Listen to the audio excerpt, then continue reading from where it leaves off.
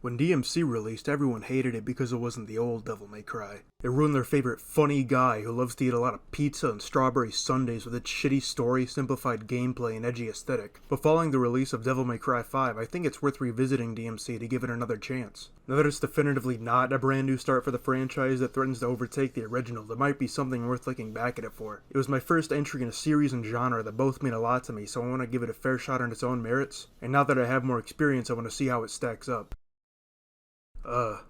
I own the definitive edition, but my Elgato is like 10 years old, and I'm not dealing with the PS4's built-in streaming and recording software. I'm going to be playing the PC version, lightly modded to more resemble the definitive edition, which tweaks some gameplay aspects, like the color-coded enemies and how Devil Trigger works. For me, DMC was my first exposure to Devil May Cry, specifically the Mike Cobb edit, La Battaglia Finale Dante y Berhin. Because of this, and for clarity's sake, I'll be referring to the reboot versions of the characters as Dante and Berhin. I walked in assuming it would be a stupid, funny, campy story that I didn't need to care about, and I was right. It's hard to take a story seriously when it features a demonoid corporate executive who, in the first cutscene, casually calls the President of the United States to blackmail them, whose wife follows up the phone call with "the world is your bitch and so am I." A story with a mind control soda whose secret ingredient is succubus piss. A story where you punch Bill O'Reilly in the face. I agree with the political leanings of this game pretty much entirely, and even I think it's stupid and ham-fisted. It's pretty funny though. Demon King. The story is a self-serious joyride through a variety of urban environments that pastiches modern politics. Dante and his twin brother Berhin are the Nephilim sons of Sparta and Eva, a demon and angel. By wielding the powers of both angel and demon, they threaten to overthrow the demon lord Mundus, who's trying to expand his rule from Limbo to the human world. Along the way, they'll stop the production of Mountain Dew, shoot Bill O'Reilly to death live on Fox News, get branded as domestic terrorists, and perform a late-term abortion on an unwilling mother. Obviously, they end up killing Mundus and saving the world, but inadvertently combine Limbo and the human world, leading to some assuredly wacky hijinks in the sequel between Dante and his best friend Berhin. Except Berhin was actually evil the whole time. What a surprise, right?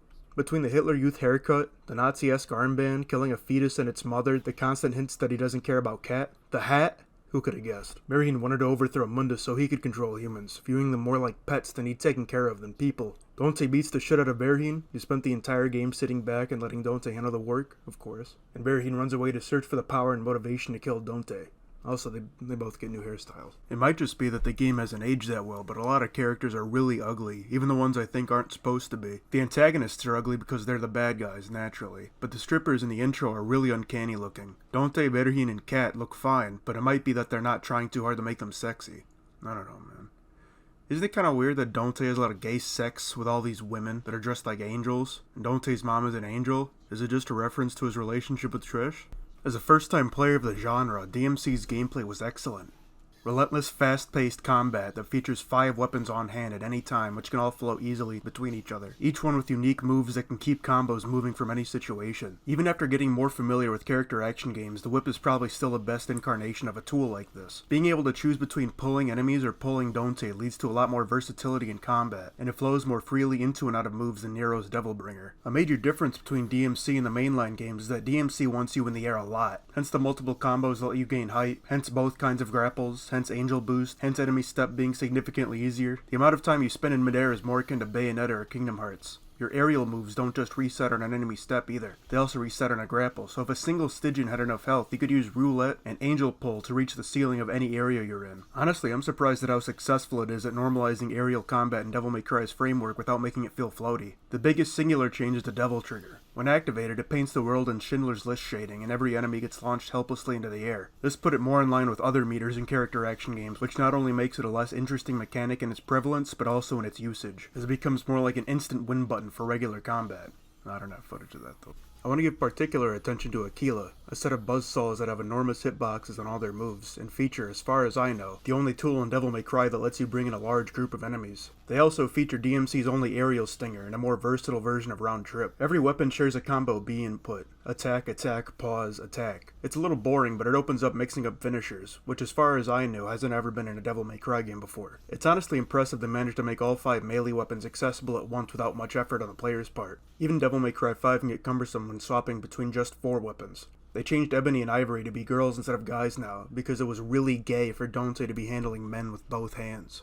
Design-wise, the weapons cover the series' bases. Rebellion, Osiris, and Arbiter are pretty standard weapons, which I think are supposed to be reminiscent of the Devil Sword Sparta, since it switches between sword mode, halberd mode, and scythe mode depending on its attacks. The gauntlets Erics are essential. Every Devil May Cry gives Dante a fisticuffs weapon. Unfortunately, Erics are the worst in the series by far, but I'll get to that later. Aquila serves as the potpourri weapon. It's an odd choice that they managed to make work really well, like 3's Nevin, 4's Lucifer, or 5's Cavalier. The removal of lock-on serves the gameplay a bit. I had little issue changing targets on the fly, letting me manage encounters with ease. I thought the consequential input change for stinger moves would be a lot more annoying, but it was a pretty easy change. It does lead to a bit more ambiguity. I've accidentally put out a stinger while just trying to move forward because I tapped a stick twice. It's not perfect, but I think I understand what they were going for. Since swapping to angel and demon modes requires each finger to cover a shoulder button, they want the other finger to always have access to a dodge, leaving no room for a lock-on the shoulder buttons. But I think having 2 dodge buttons was a stupid idea. As soon as I saw the control scheme, I mapped demon and angel modes to the same finger, leaving one dodge button free that could be used as a lock-on, but then you'd have to dodge with your middle finger, so I don't know.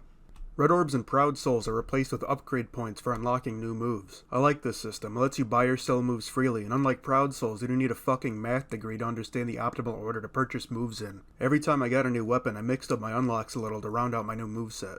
For bosses, most of them are giant monsters that force you to solve small environmental puzzles to defeat them. The first boss is a straight duel between Dante and a hunter demon. It's constantly moving around the arena, and keeping up with it is a bit of a challenge on your initial playthrough. It has a big vagina on its head, which I think means the woman. For me, the baby's a real highlight. It's a grotesque, horrible fetusoid that gave me some trouble my first time around, and I really love its theme. I was disappointed how quickly it went down because I wanted to keep listening to it. The star of the show is, of course, Berhine as the final boss. Duels have always been Devil May Cry's specialty when it comes to combat, and Berhine is no exception. At the time I played it, Berhine was probably the best boss fight I'd ever played. And in the DLC, you get to play as him. I'll keep it brief. Supposedly it was rushed out in a limited time and budget, which accounts for the new visual style of the cutscenes and Berhine's lackluster moveset. It's lacking polish in a few spots, and fights are constant. I assume there's so much combat in such a short length of time because they wanted fans to feel like they got their money's worth on this new playable character. I hated it the first time I played it, but now I'm more middling on it. It's obviously unfinished, and judging by the main game, I can only assume if they had more time and money, they would have made it better.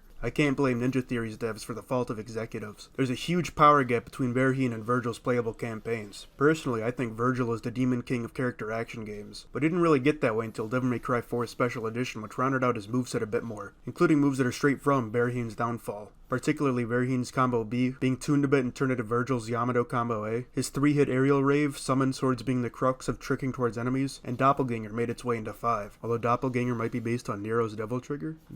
Doppelganger was originally Dante's anyway. The single absolute biggest controversy surrounding DMC was the change in Dante's characterization. I understand not appreciating the shift. Personally, I would take Dante over Dante any day, but really I don't think it's that bad. Dante is supposed to be a Dante for a new generation, almost literally. There were over 10 years in between Devil May Cry 1 and the reboot, and tastes have changed in that time. Dante wasn't made for fans of the series. Capcom made sure of that. He was designed to make 2010's teenagers feel the same way Dante made 2000's teenagers feel. There are a lot of little things Dante does that immediately struck me as exactly like something Dante would do, like waking up butt naked and answering the door with his cock out, complete with the getting dressed montage. Bad Day for a Hangover is pretty close, but I don't think Dante drinks.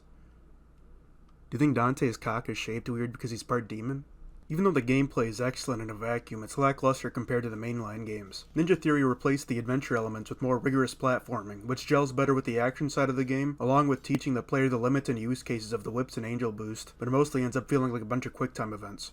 One thing that stuck out to me in Devil May Cry 3 and 4 is that very few upgrades increased damage dealt, at least directly. I didn't think about it while playing DMC the first time, but it's pretty obvious why. The faster you kill the enemies, the less you get to play with them, the lower your score is. Working backwards from this, it makes sense that damage contributes so heavily to score in DMC. Every weapon is simplified from Dante's moveset in 3 and 4. Dante effectively had 2 movesets for each weapon, one on the regular attack button and another on the Swordmaster button, with Swordmaster's attacks generally being weirder and more niche. In DMC, Dante's Swordmaster button is replaced with a special attack that generally only works for launchers and helm breakers. Essentially what I'm saying is every one of DMC's weapons only has half a moveset. Arbiter and Erics fare worse. Each only has a pair of 3-hit ground combos, and nothing for prolonged aerial combat. The only weapon in 3 without some kind of built-in air combo is Beowulf, which makes up for it by having Dante's only dive kick and vertical grounding move. Erics is a grounding tool, and Arbiter essentially has an aerial drive, but I'd rather have a dive kick. They also removed taunts, which I didn't use much anyways, but which I think are a foundational part of Devil May Cry's game design. I think the biggest change is that DMC makes it very easy to cancel attacks into each other. In Devil May Cry 3, frame data knowledge is supremely important for decent combos. I'm a casual, so my combos are pretty basic, but in general the primary way to cancel attacks is into jumps, making jump canceling extremely important unless you know which moves have shorter end lag than others. In DMC, comboing is extremely easy. It's a lot more freeform for people who can't or simply don't want to wrap their head around frame data. If you make a mistake in your combo and knock an enemy back in a way you can't reach them, you can pull them right back towards you with any number of moves. Mixing Demon Pull and enemy step allows you to stay in the air forever as long as you have a light enough enemy, as opposed to Devil May Cry 3 where staying in the air for just 20 seconds was one of the hardest secret missions in the game. Whether or not you like these changes is entirely subjective, but they really do open the combat up to players new to the genre. Where DMC stands far above 3, 4, and even 5 is in its aesthetics. The alt costumes are all unique from each other and they all look better than any alts in the mainline games, except maybe Diesel Dante. Visually, the stark contrast between the dullness of the human world and the saturated blue and orange cityscapes of Limbo is a lot more interesting than the grey passageways of Tem and Nagru. Though once again, I am a bit of a sucker for urban environments in games. Destructible objects will crumple and break as you walk by. The city is alive and contorts itself to kill you. They live style messages appear from nowhere to taunt Dante or command demons. Truly every one of DMC's levels is a visual treat, with special attention going to Bob Barbas's boss fight and the Devil's Dalliance mission, both featuring complex, impressive visual effects that are still totally legible even in combat when it runs at 60. I understand Dante's redesign is unpopular, but I think it's okay. It fits the game a bit better than Dante's giant red coat, and ironically I think it helps to make him stand out in such a colorful world. If you really hate it, the original release features a Devil May Cry 3 costume, and the definitive edition adds a Devil May Cry 1 costume. I like the redesign for Rebellion. It's a really sleek design, and in some ways I like it better than 3 and 4's, with the big goofy skull and crossguard. Other weapons aren't as interesting. It's really not fair to put up a big axe or a big scythe against a purple, literally electric guitar that shoots swarms of lightning bats, or a pair of chainsaws made out of a motorcycle. Yeah, I'll fucking say it. I never really liked Devil May Cry's music. You need a specific taste to appreciate it, a taste I don't have. I appreciate how unique the soundtrack is, though. I've never heard a soundtrack like Devil May Cry's in a game outside of Devil May Cry. But I always thought metal was kinda like punk for libertarians. The soundtrack to DMC stuck out to me more. It's a little closer to house than grunge, which is something I have a little more of an interest in. Truthfully, I'm not a big music guy. My favorite albums are shit like Spirit Phone or Screaming Red Man, Soundclown and Siva Gunner and shit. Most of my exposure to music is game soundtracks, and that includes radio music. My taste in 80s pop and rock exclusively comes from playing Vice City as a kid.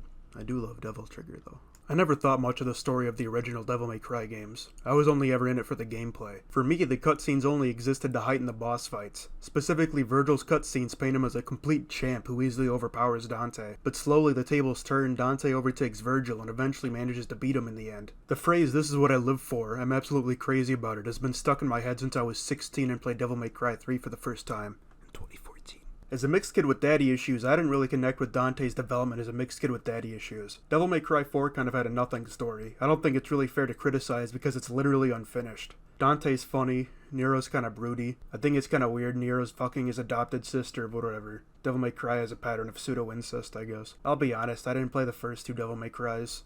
I started playing 1, but needing to wait a different number of frames for different combos off the same move was a turnoff. That and the heavier adventure elements left over from the game's beta as a Resident Evil. DMC is a video game story. It tries to deal with important issues, possibly in an effort to make Devil May Cry more for adults, but in doing so misses out on the nuanced characterization and development that fans appreciated in the original series.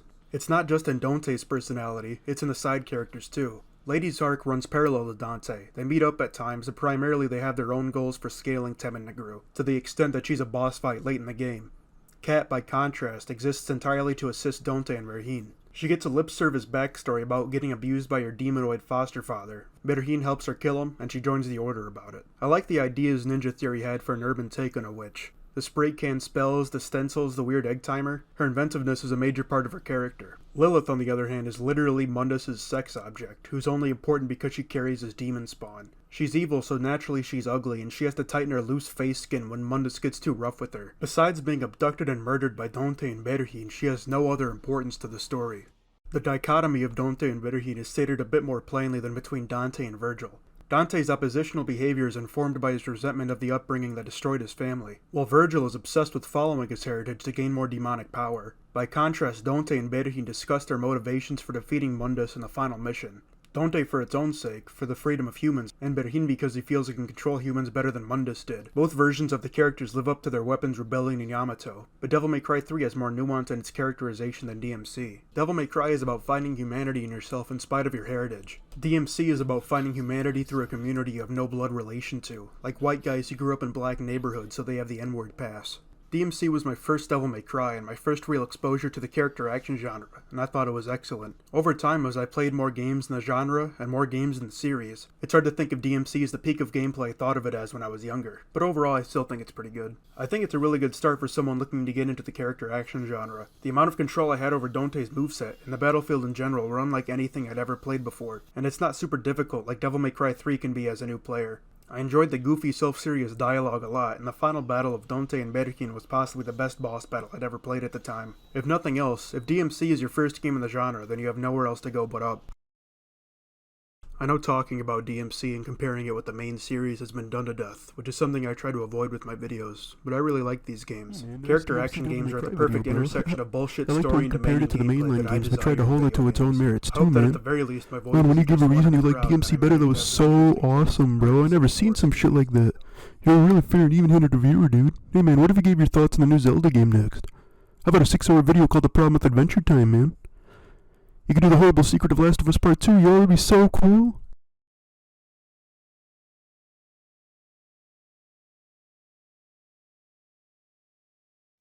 I heard the mouse and keyboard controls are actually pretty good, but personally I think if you play a character action game like Devil May Cry with a keyboard, you lose any credibility regarding gameplay complaints. Same with using a gyroless gamepad for a PC shooter. Imagine going to a restaurant and complaining to the waiter, and leaving a shitty tip, and shitting on the bathroom floor because you're having difficulty eating your soup with a fork.